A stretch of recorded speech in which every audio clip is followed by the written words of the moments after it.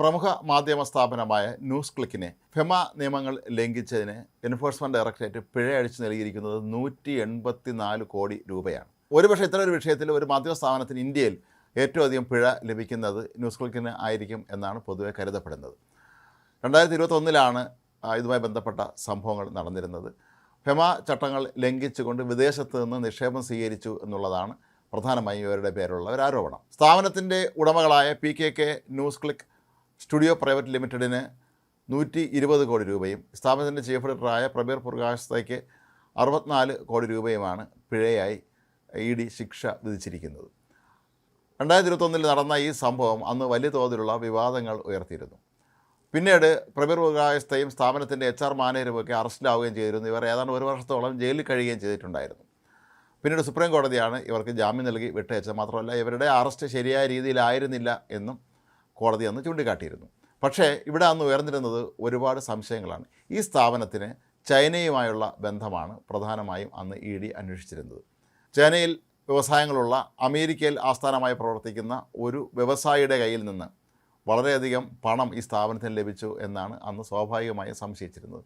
Neville Roy സിംഘം എന്നാണ് ഇയാളുടെ പേര്. ഇയാൾ ശ്രീലങ്കക്കാരനാണെന്നാണ് പറയപ്പെടുന്നത്. ഈ നെവിൽ റോയ് സിംഘത്തിന് പ്രമുഖരായ CPI നേതാക്കളുമായി അടുത്ത ബന്ധമുണ്ടായിരുന്നു എന്നാണ് അന്ന് ചൂണ്ടിക്കാട്ടപ്പെട്ടിരുന്നത്. പ്രത്യേകിച്ച് പ്രകാശ് കാരാട്ടുമായി. പ്രകാശ് കാരാട്ടും ഇയാളും തമ്മിൽ നിരന്തരമായി അങ്ങോട്ടും ഇങ്ങോട്ടും ഇമെയിൽ അയക്കുന്ന നിരവധി തെളിവുകൾ പിന്നീട് EDക്ക് ലഭിച്ചിരുന്നു. എന്നാൽ പ്രകാശ് കാരാട്ട് പിന്നീട് വെളിപ്പെടുത്തിയത് ഇത് വ്യക്തിപരമായ കാര്യങ്ങൾ മാത്രമാണ് തങ്ങൾ സംസാരിച്ചിരുന്നത്, അതല്ലാതെ രാജ്യത്തിൻ്റെ കാര്യങ്ങളായിരുന്നില്ല എന്നാണ്.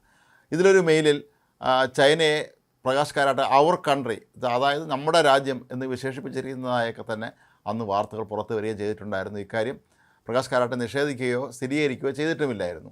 ഏതായാലും CPMൻ്റെ ഉന്നത നേതാക്കളുമായുള്ള ബന്ധം തന്നെയായിരുന്നു ഇതിലെ പ്രധാനപ്പെട്ട ചർച്ചാ വിഷയമായി മാറിയത്.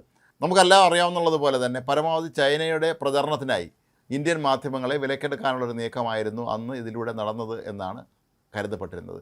അതുകൊണ്ട് തന്നെയാണ് ഇവരുടെ പണമിടപാടുകൾ സംബന്ധിച്ച എല്ലാ കാര്യങ്ങളും കൃത്യമായി ED നിരീക്ഷിക്കുകയും ഒടുവിൽ കൈയോടെ പിടികൂടുകയും ചെയ്തത്. 9.59 കോടി രൂപയുടെ വിദേശ നിക്ഷേപമാണ് ഈ സ്ഥാപനം ഫെമ നിയമങ്ങൾ ലംഘിച്ചുകൊണ്ട് സ്വീകരിച്ചത് എന്നാണ് ED കണ്ടെത്തിയിരുന്നത്. അതിൻ്റെ അടിസ്ഥാനത്തിലാണ് കേസെടുത്ത് ഇവരെല്ലാം അറസ്റ്റ് ചെയ്യുകയും പിന്നീട് നിയമ നടപടികളുമായി തന്നെ മുന്നോട്ട് പോവുകയും ചെയ്തത്. 2021 ന്യൂസ് ക്ലിക്കിൻ്റെ ഓഫീസിൽ നടത്തിയ റെയ്ഡും വലിയ വിവാദമായി മാറിയിരുന്നു. ഏതാണ്ട് 50 മണിക്കൂറോളം സമയമെടുത്താണ് ED അന്ന് ഈ ഓഫീസിൽ റെയ്ഡ് നടത്തിയത്.